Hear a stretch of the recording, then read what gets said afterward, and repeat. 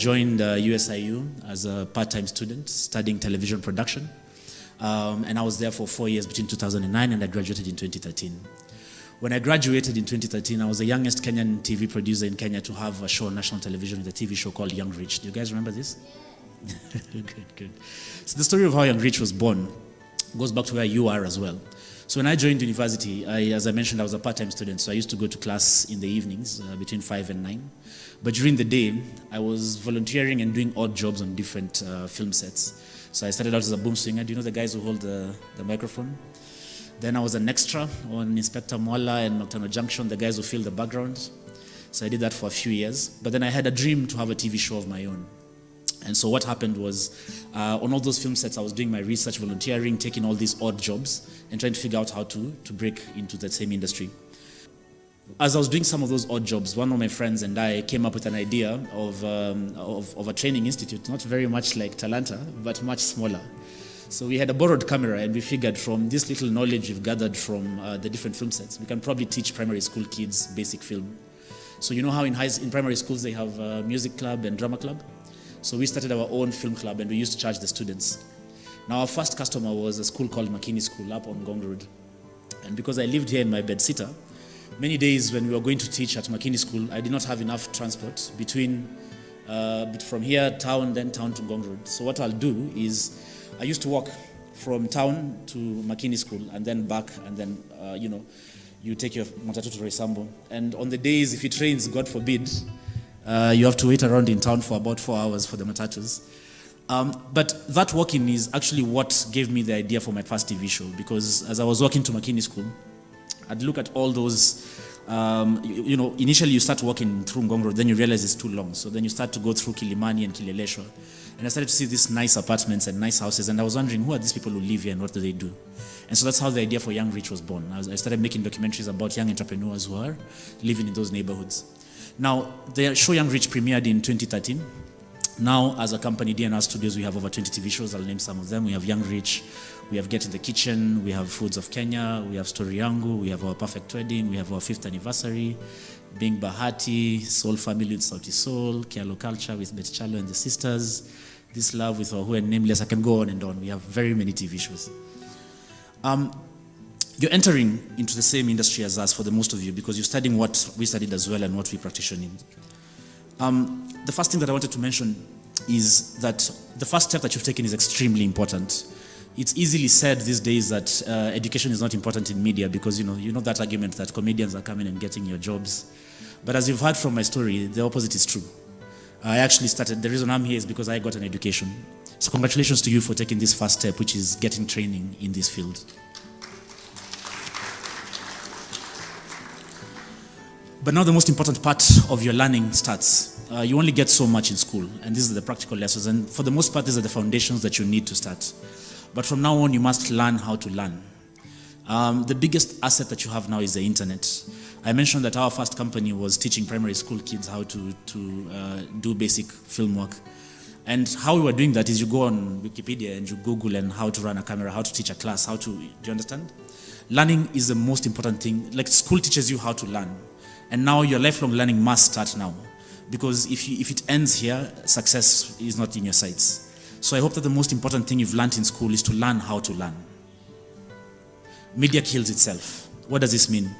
You've probably seen all the news items now that NTV is firing, The Star is firing, CNN is firing. You've seen all this news, yes? It's very daunting. But the thing to understand about that, it's not media that's dying, it's the medium. So television in itself, or traditional media, which is newspapers, the form is dying. But new forms are coming alive. And it's up to you as new graduates to learn and be fast adapters to those new forms. To just give you an example of how that works is, the first people anywhere in the world who mastered YouTube are now millionaires. You know them, even locally, Kabiwa Jesus and them. The first people who mastered Instagram are now millionaires. The first TikTok is about to make its first group of millionaires.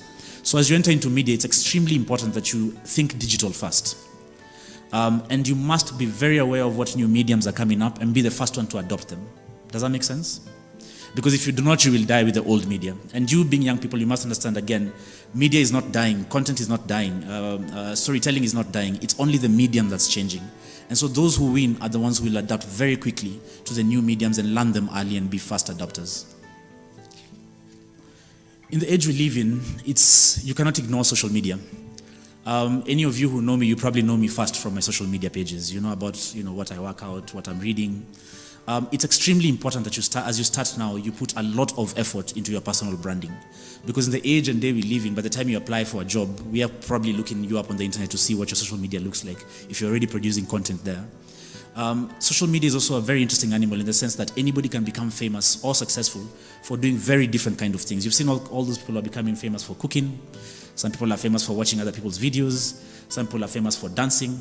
Do not ignore this. It's what is making the stars of today and some of tomorrow. However, it's also important to understand that in as much as social media will make some people famous and that you need to work on your personal branding, it's also important that you back that up with actual work, actual hard work. Those who follow me, you know that I keep a very strict routine Monday to Friday, which means I'm awake every morning at 3:45 a.m. I work out for an hour, I read for an hour, and I'm at my desk by 8 a.m. And then I work all day up to about 7 p.m. And that's the reason we've produced all those TV shows. There's literally no shortcut to that bit of the hard work. Some people might get lucky and get famous from dancing, but for the rest of us, you have to wake up really early and do the work. Yeah? Now, I want to go back a bit to social media. When I started in my industry, you had to write a proposal for a TV show, and then you had to take it to a TV channel like K24 or NTV, and then there's an executive who looks at the document and decides whether it's good or not. I'm sure all of you are probably already going through this, where you're proposing some things and nobody's taking them up. Now, that day and age is gone. Those guys were called gatekeepers. They're the ones who used to decide what goes on TV and what doesn't, what is shown to the people and what doesn't. Those days are gone. Now, you can shoot whatever it is you need on your phone, and I'm sure you've learned the basic skills of how to operate cameras, how to record sound, and write, and the specifics of whatever your course was. Now, the thing to understand is that there's nobody keeping you from putting your work out. The age of the gatekeeper is gone. You can make a good movie, put it on YouTube, and find success with that. You can make good content, put it on Instagram yourself without asking anybody, and find success with that. It's extremely important to understand that there's nobody keeping you from putting out the work that you want to make. And those who start doing it early are the ones who succeed. I did my first productions perhaps when I was still in school. I think my first documentary I was the first year in university. Now, the sooner you start, the better you put out. There's a theory. None of the first work you do will be good. That's just the honest reality of it. We always think that first movie we've made is a masterpiece, but it really isn't, because you get better with practice. Now, the only way to get the bad stuff out of the way is to start immediately. So just understand that element, that there's no gatekeeper, there's nobody keeping you from putting out work and practicing what you've learned here. You just must go out boldly and start putting out work. And the earlier you start doing that, the better, because you get rid of the bad bits and start actually unveiling the good work.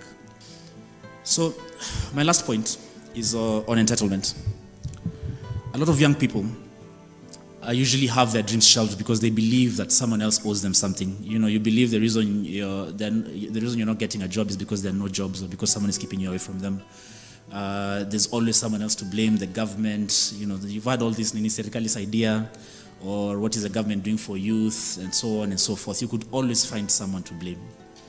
But the thing about life generally is you've been dealt the cards you've been dealt, and the less entitled you are, and the more open you are to doing work, the better it is for everybody. So I've found that almost a lot of the youth I meet and interact with suffer heavily from an entitlement issue. Nobody owes you a job. Nobody owes you training. Nobody owes you mentorship. It's on you to do what you need to do to save yourself. And I think once you understand that, it frees up your mind in a very, very big way. It's a very uncomfortable truth to hear, but again, here you are in a graduation gown, and the only thing holding you back from your dreams and what you want to achieve in the world is yourself. And with those few remarks, thank you very much.